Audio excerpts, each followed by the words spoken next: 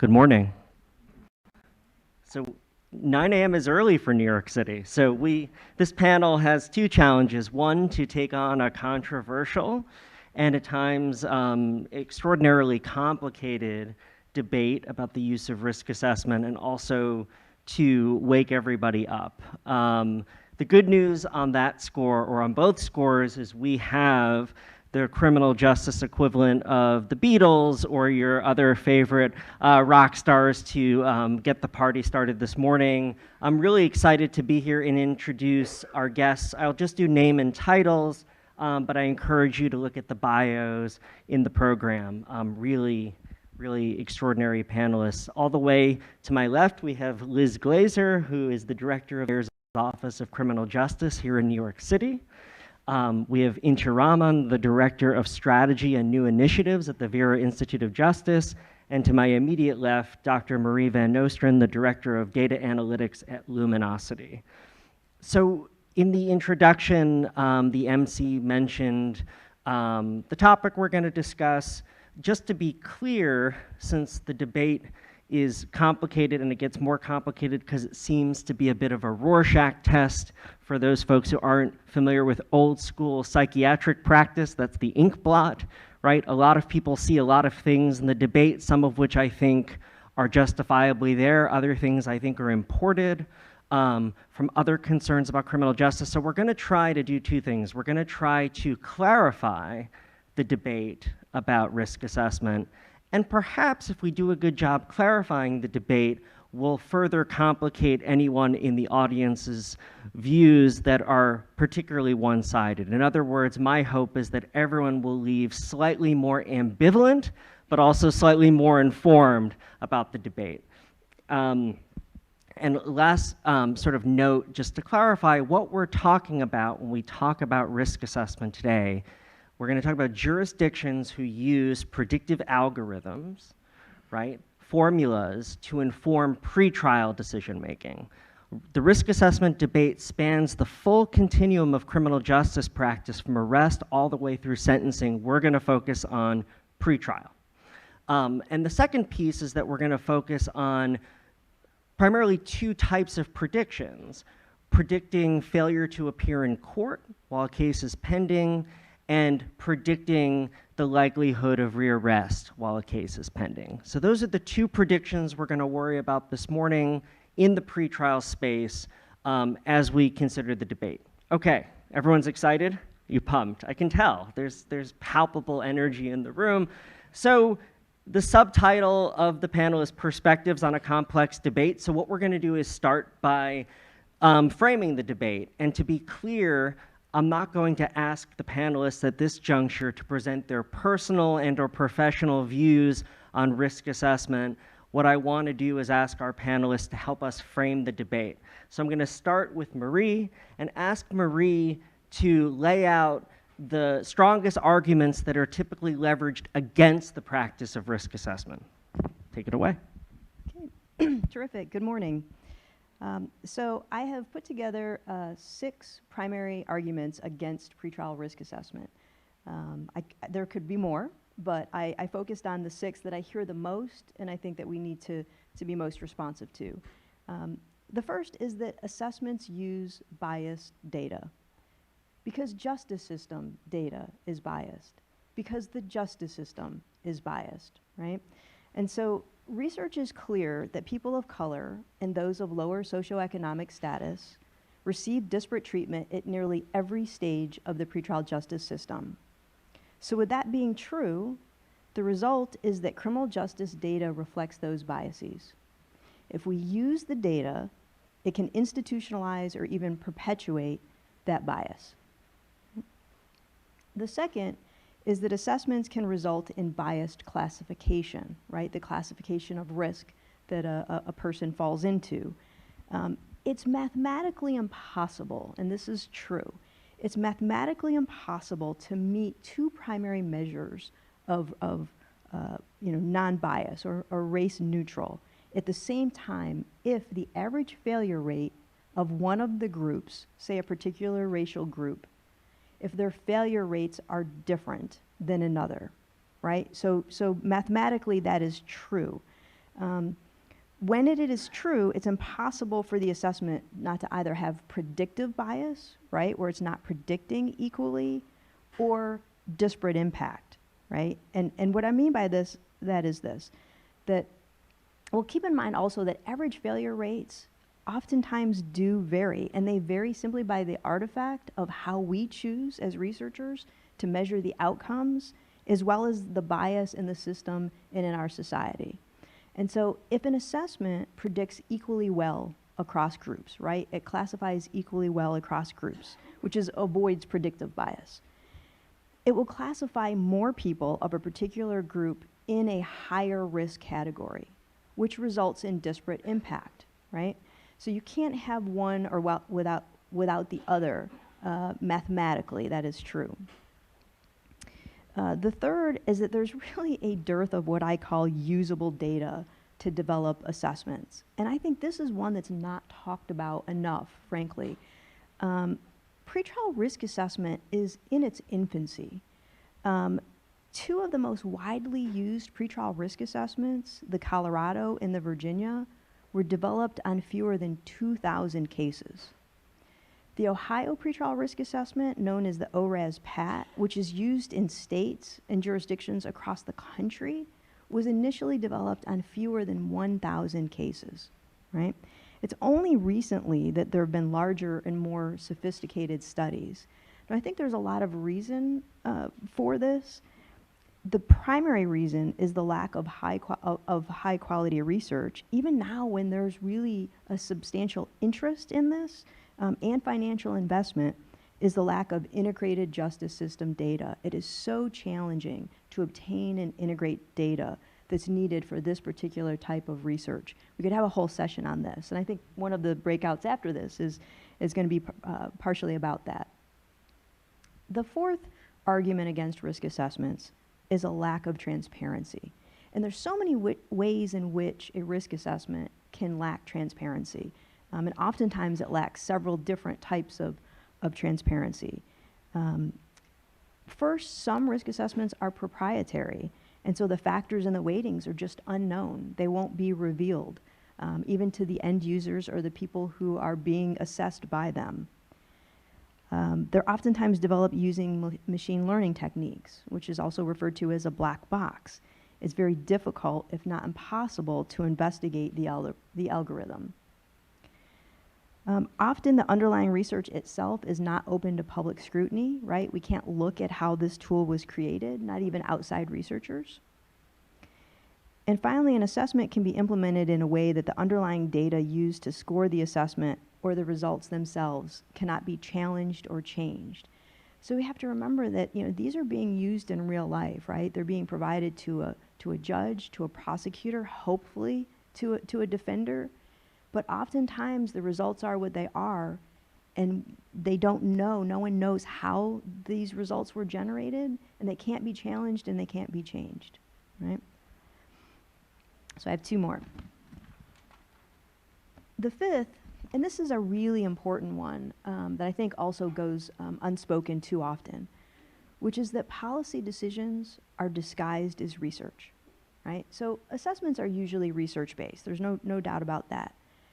But the ways in which the research results are used to create labels, for example, labels of risk categories like high risk, and the corresponding recommendations that result from the risk assessment themselves, those are policy decisions, right? They're often informed by research, but at the end of the day, they're simply policy decisions. And with risk assessments and these groupings of risk and the recommendations that are being made, it's often unclear where the research ends and the policy decisions begin.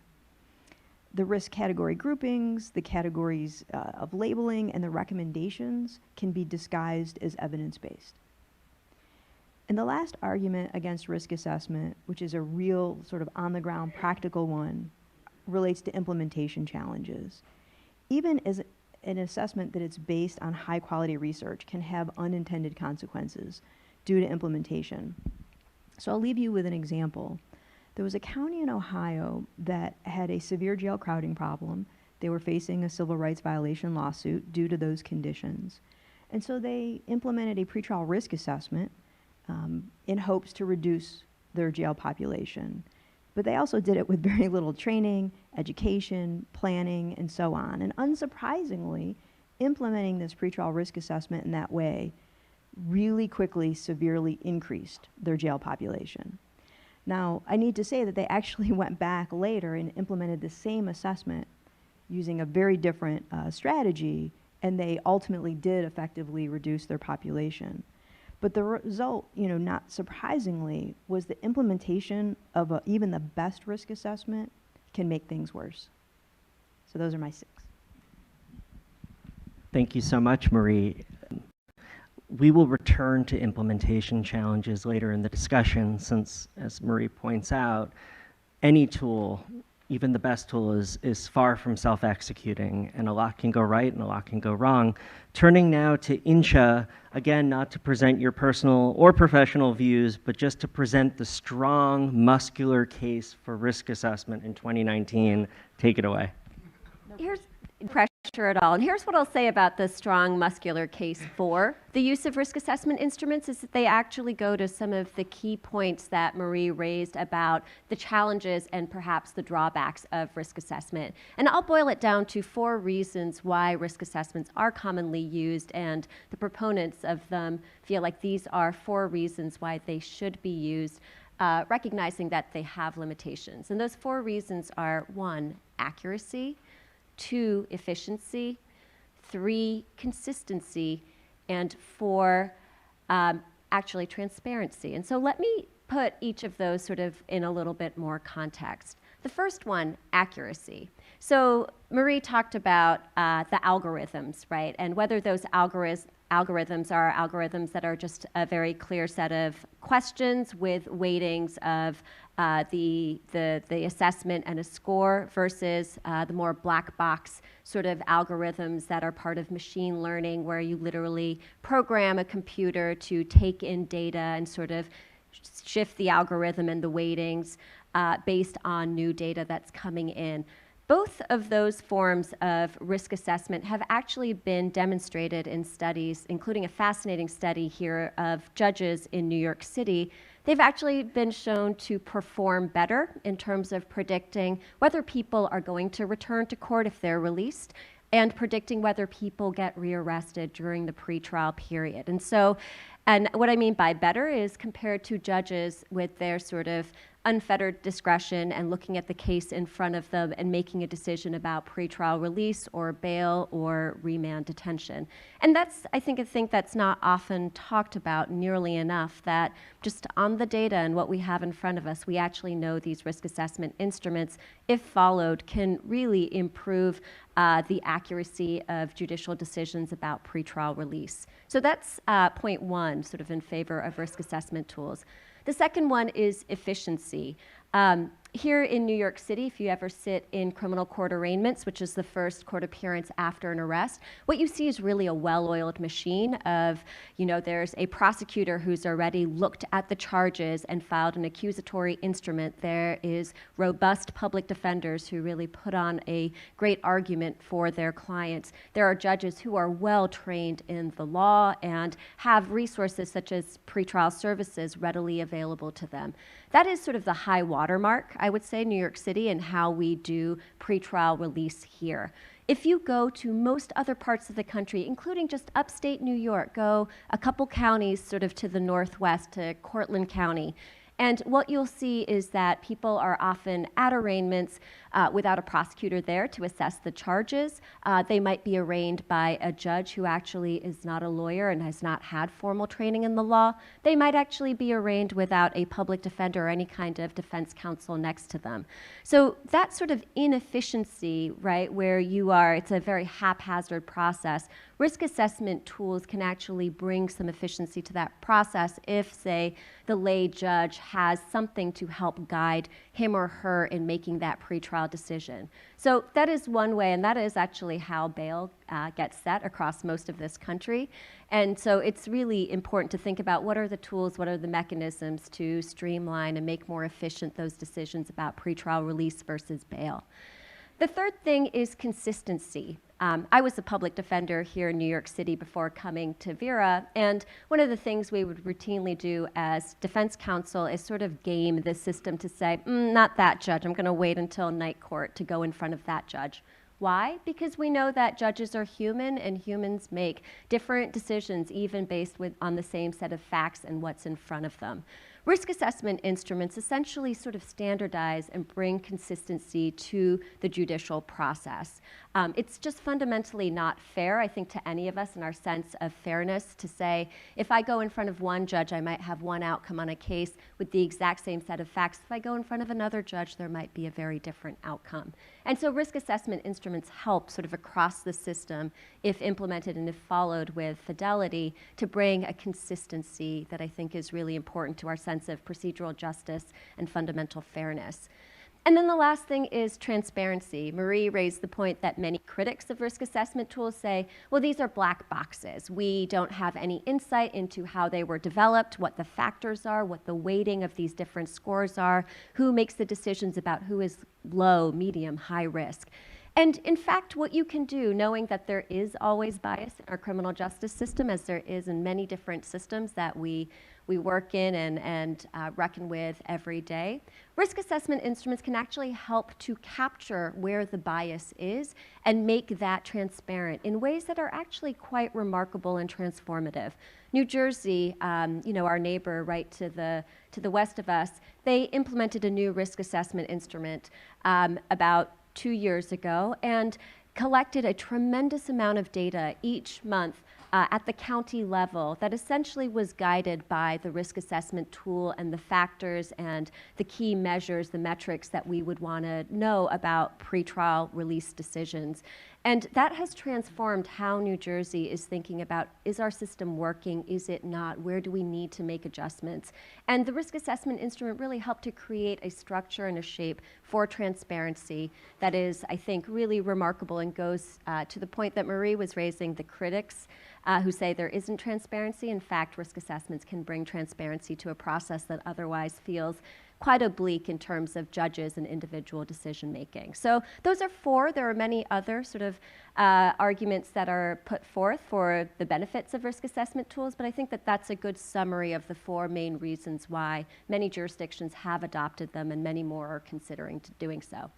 Thank you. I appreciate throughout your emphasis on what we might describe as the jurisdictional dimension of the risk assessment debate, and that if you're in a jurisdiction like New Jersey, where there's now a robust presumption of release, or a jurisdiction like New York City, where judges tend to release defendants on their own recognizance at rates that dwarf probably almost every other jurisdiction in the United States, the debate looks and feels differently than in a jurisdiction that it's much more draconian in its administration of justice. So pursuing this jurisdictional thread, let's go to the ground in New York City and turn to Liz Glazer to find out how this debate has and continues to play out in real time here in the Big Apple.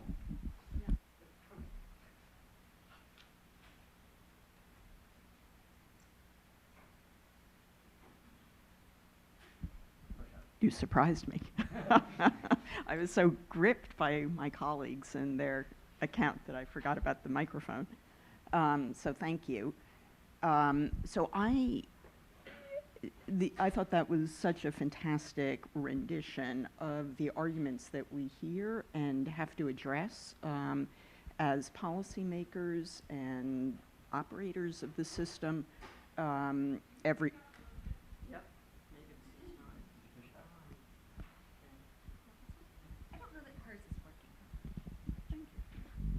Thank you, Insha. That's much better. Great. So I wanted to talk a little bit about how these kind of principles and ideas, which although laid out in very Solomonic ways, sort of on by each of our panelists, really sort of get to the heart and blood of the criminal justice system. And of justice more generally, and are sort of the centerpiece of a very deep debate, certainly in New York City, but across the country. And I guess I didn't realize we were only going to talk about pretrial, but it's fine. I am prepared. The first thing I just wanted to say is there are sort of three things that I think about when we think about risk assessment. And I think that even though we may be talking about it in the pretrial context, actually there's a much broader issue at hand. So the first thing I think about is compared to what? Meaning, how do we make decisions? You know, every day we make decisions, big and small, important and less important, that require us to predict things. You know, what am I going to eat for dinner next week? What am I going to shop for? How will I decide who I'm hiring? Who will a judge decide to bail or detain or release? And the question is, are we perfect? Can we perfectly assess the risks and needs in front of us? And I think the reason, and my biases will come out here, the reason why I am a proponent of risk assessment instruments, not as a replacement for a judge's decisions, but as an aid to and a guide to, is because of this compared to what issue. So indeed, there's judge shopping, and there's a reason for judge shopping, and we see wide disparities in the way in which judges address often the same kinds of questions. The second thing that I think is really important for us to think about is, to what end? Like, why do we need a risk assessment instrument? What is it that we're trying to do? So in the pretrial context, we're trying to assess and predict whether a person in front of the judge will return to court.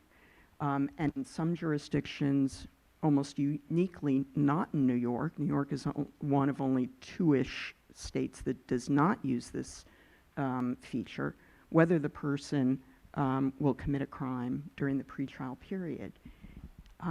And the reason why I say to what end is that I think it raises actually a much larger question, which I intend to return to. I shall not be stopped. Which is, what is it that we're actually trying to do in the criminal justice system? And if it is to promote safety, then is the justice system the best way to accomplish that? And are the apparatus that the justice system offers us, does it best accomplish that? And then the last thing that I would sort of say, and I have a little bit more after that, if that's okay. You'll just signal me when the trap door will Since open. I didn't prepare you on that pretrial point, take 2 extra minutes for thank you. moderator faux pas. Good, I'll roll the dice again. Is in whose hands is the risk assessment instrument? And I think one of the things that causes so much anguish in this debate is this underlying sense of the fundamental unfairness of the justice system, and that those who have made decisions that have caused harm, as well as brought justice, are the ones in whose hands these assessments are, whether it's judges or in other contexts, police. And so I want at the end to come back to that and just posit a different way that we might think about this. So I think just to actually answer your question, Julian, in the New York context, and getting there's just a long wind-up. I think, across the country, we're seeing in New York City in particular, just a growing impatience and frustration and anger about the harms of the justice system, and a real questioning of whether that is the way that we achieve justice or create safety. And I think there's a lot to be said about that. And, we look at the system in New York City, and, we look at arrests and incarcerations, and it's overwhelmingly African Americans and Latinos.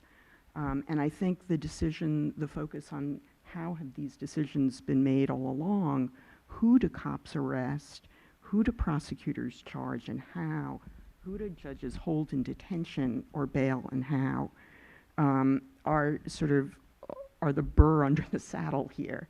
And recently, in our new legislation that will go into effect on January 1, bail reform legislation, that anger and frustration has been on full display.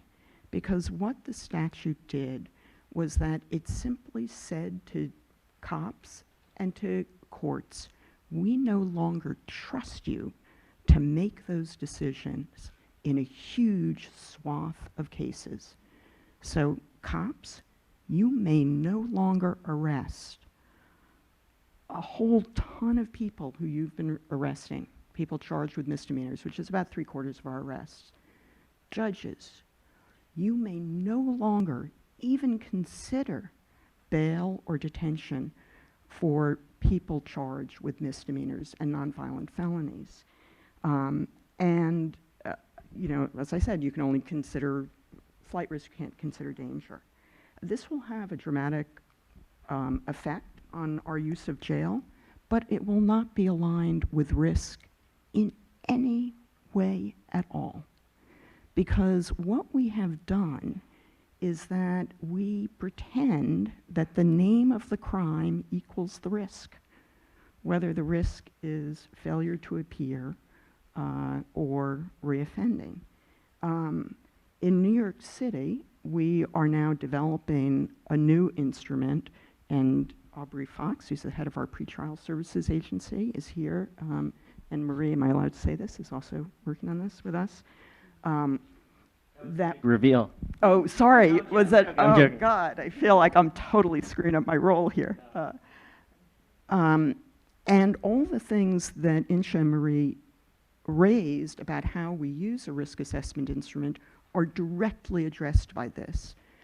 Can the instrument reduce bias? Yes, in very significant ways. By addressing certain kinds of features and thinking about recency of activity. Can we create an instrument that's not based on 4 records from, the Crimean War? Yes, we have 1.5 million records over 5 years that describe to us kind of behavior of judges and defendants. Can we increase transparency? Absolutely, and we can go into all these things. But the law forbids judges from doing the one thing that many feel is important, which is to keep us safe. Judges are not allowed to assess danger. That is not a piece of what we're doing.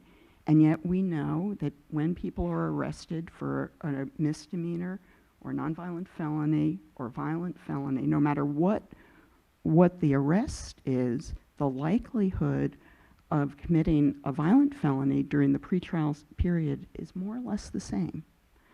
And I think that ironically, forbidding, sort of replacing facts with our wish of how the world might operate, really threatens the reform. Because if offending goes up, if tools do not exist in order to ensure both of these things, even though the statute takes one off the table, I think it will have a dramatic effect on public opinion. And voters will feel that our legislature has gone too far and has not been thoughtful in the way in which it could achieve the ends that we all want. And so is it positive to blind ourselves to what actual risk is? Is there a way for us to think about risk in a way that achieves all the ends that we want without also creating harms? And I'll just say one last thing. So I would like challenge us, and I think this is one thing that the law actually does, is that it challenges us to do something that we should be doing anyway, and that we have been doing in New York City, which is to think about how we change behavior outside of the justice system. How do we ensure that people live thriving lives and are not on a path to offending without the hand of the state? And so I would ask you to sort of think about, would you have a different view of risk assessment instruments in these different, if it was in different hands? The cop assessing whether to arrest or summons or warn or release. The cop on the street assessing whether somebody needs mental health services. A social worker on the street assessing whether someone needs mental health services, because we are undergoing a great civilianization of how we use the structures of the state. So we now have co-response teams when somebody has a behavioral health issue. This may eventually be a social worker. What about a social service provider? The assessment instrument being in the hands of the social service provider to offer voluntary services to people, whether inside the criminal justice system or outside. And so I think this fatigue that I started with, the fatigue and frustration and anger with the criminal justice system that is well-founded in many ways, it's actually with the use of the system at all to create our peace. And that when we think about that the issue should be, how do we actually address these concentrations and intersections of distress in our neighborhoods, of which one is crime, and how do we actually think about assessing both risks and needs in order to smartly intervene in a positive way well before the criminal justice system is encountered. So thank you. A lot there. For the purposes of returning to the broader debate, just a few quick things to note and punctuate, and then I'm going to pivot back to the panel. One, I think, Liz, you point up an issue that I've been thinking a lot about, which is when you're thinking about the debate about risk assessment, how do you parse the distinction between normative questions about what justice should be and versus the need for correctives to current states of injustice? And I think it's very hard to keep those two ideas separate, that we sort of vacillate between ideas about justice that are what we should be doing versus how do we respond to contingencies on the ground, injustices in our jails. And then you also noted an idiosyncrasy with New York State that's much unlike most other jurisdictions where judges are only statutorily permitted to consider risk of failure to appear in court and can't consider public safety risk or dangerousness. In most jurisdictions, risk assessment tools are being used to make predictions about public safety risk or dangerousness, and judges are statutorily permitted to factor that in on the record.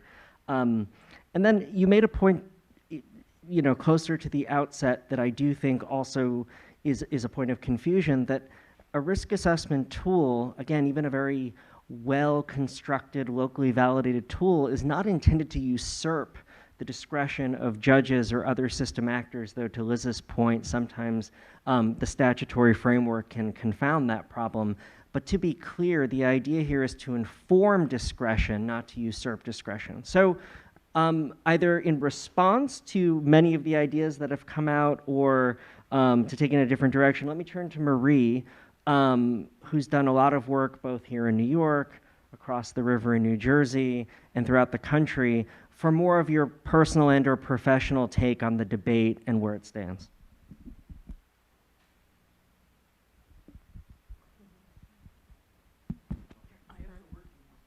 You had the working one? Thank you. All right, you're very good. Okay. Very good. Well, thank you. You know, it was interesting. So I shared my arguments with my team. And frankly, they thought I made some pretty compelling, a pretty compelling case against risk assessment, which is a bit surprising for those of you who know that I support risk assessments.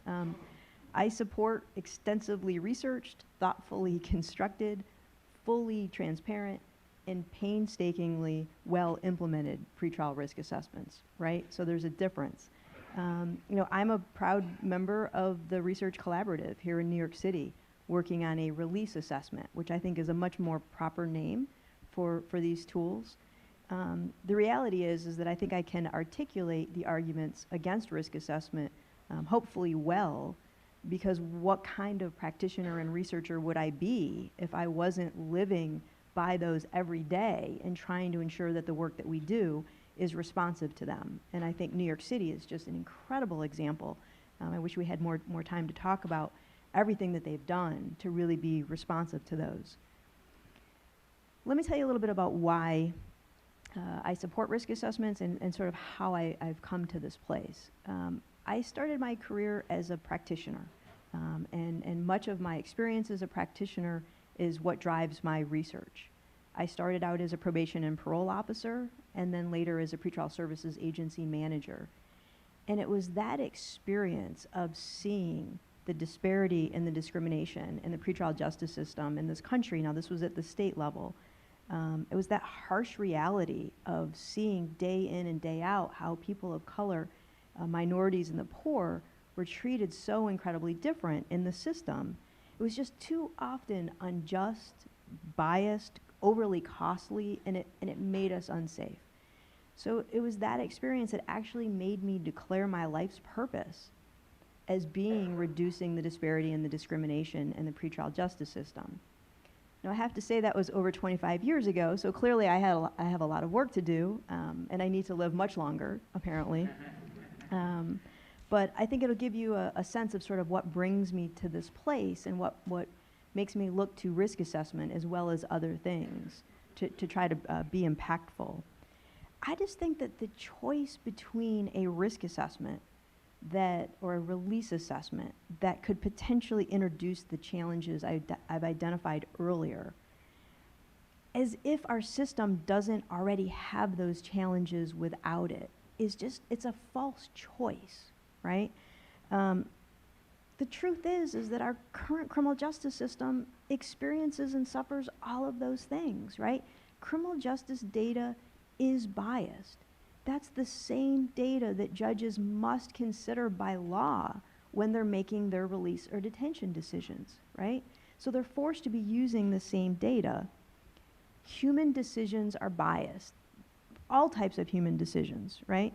Usually due to cognitive and implicit bias. Human decisions are arguably the least transparent, right? They're like the hardest to figure out what that pathway to that decision was. They're even harder to change.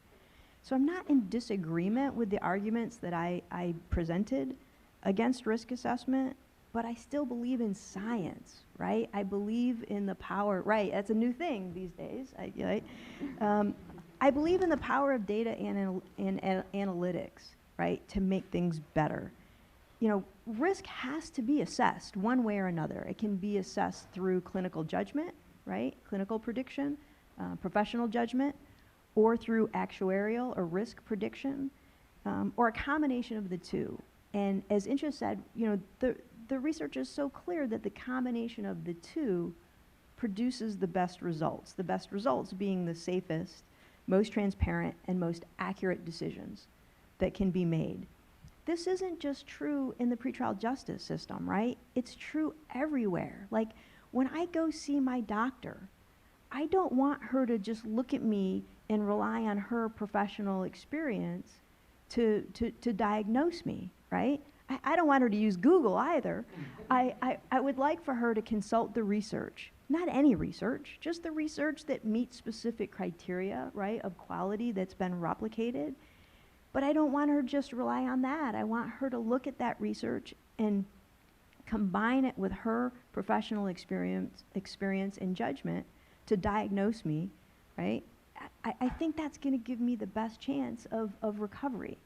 And I think that's true in the pretrial justice system.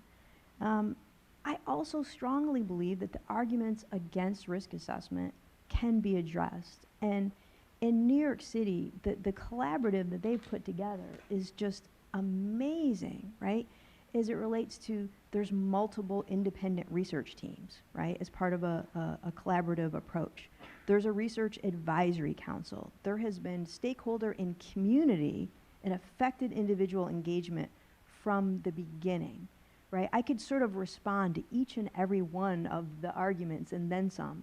And I think, you know, New York City is a perfect example of how we can minimize the negatives of risk assessment while still really benefiting from the positives. And I think the last thing I need to say or would like to say is about New Jersey.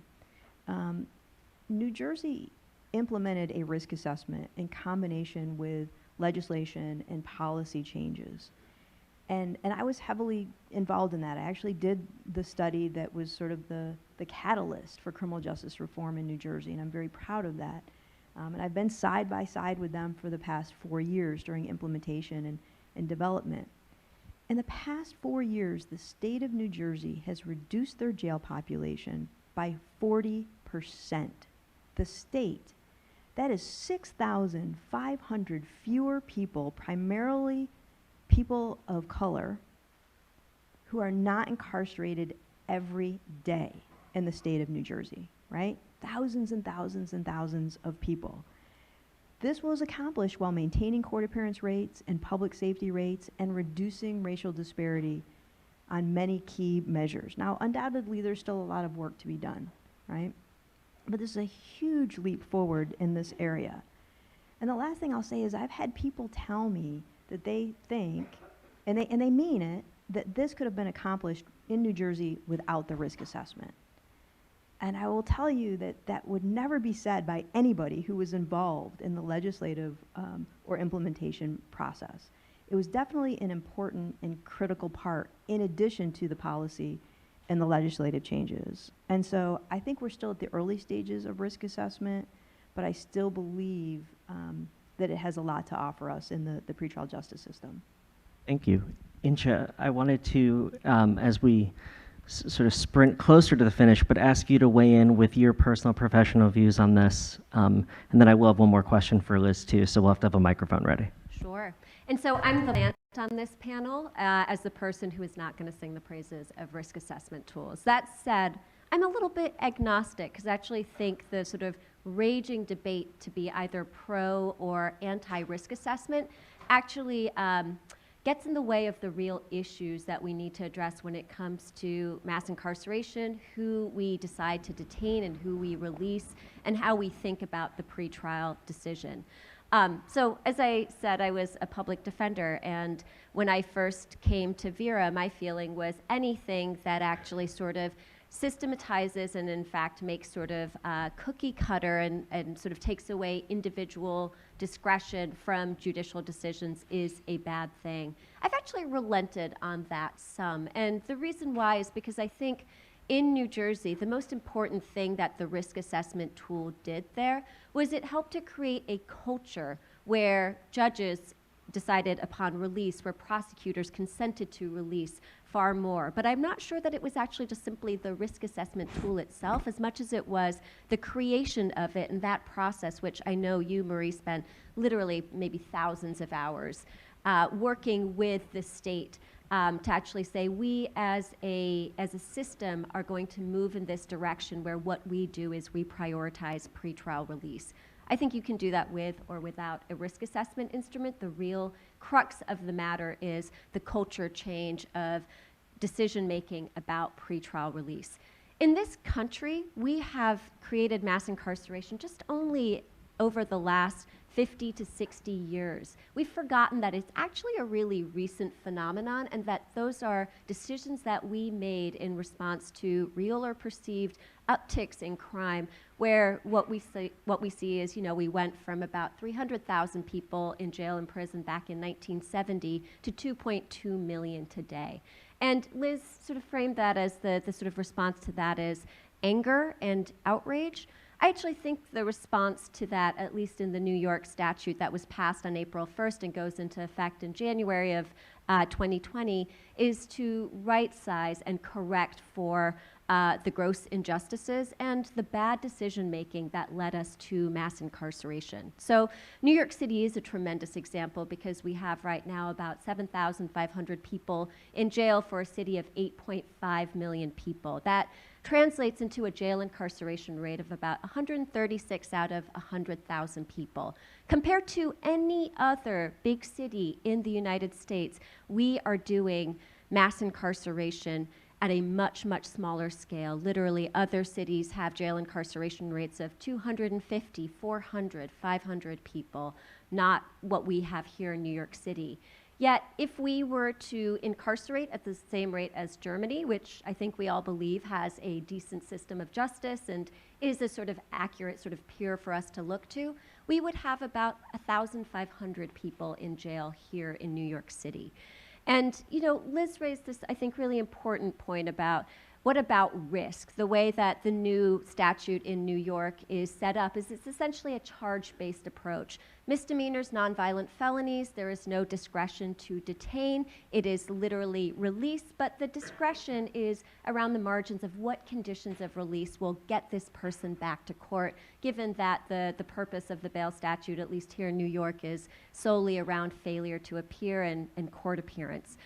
Where we know that there still is discretion under what was passed is in the more serious charges, the violent felony offenses, the offenses involving domestic violence, sex-related offenses. In New Jersey, which has done a remarkable job of decarcerating, as Marie pointed out, 40% fewer people in jail overall, 30% fewer people of just the pretrial population. Who is now left there are the people charged with really serious offenses. And that's sort of, I think, given the real sort of politic of how the courts work, even if somebody is deemed as low risk, but they are charged with an A felony or a really serious assault or rape, chances are that person is not going to be released no matter what that risk assessment says.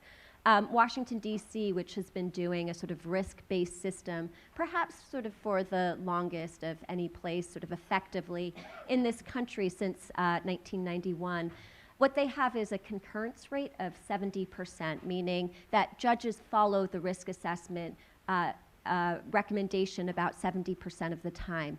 You can be sure that that other 30% of the time is not cases where the person is deemed high risk and judges say, no, I'm going to depart from that and release people. It's actually when people might be deemed low or medium risk, but there's something about the case, something about the charge that makes judges depart to actually, sort of default to incarceration. And that's what people are responding to when they have concerns about risk assessment is, it sort of gives cover to judges to make decisions to detain when the score is high, but judges often don't follow the risk assessment score, and there's no framework. I think New Jersey comes closest to sort of urging judges to follow those assessments, and I was actually sitting in court in Newark just a couple months ago, and I watched a judge on a case where the individual is alleged to have fired a gun into an empty car. It's the kind of case for me as a New York City former public defender, I'd be like, that's $10,000, $20,000 bail easily.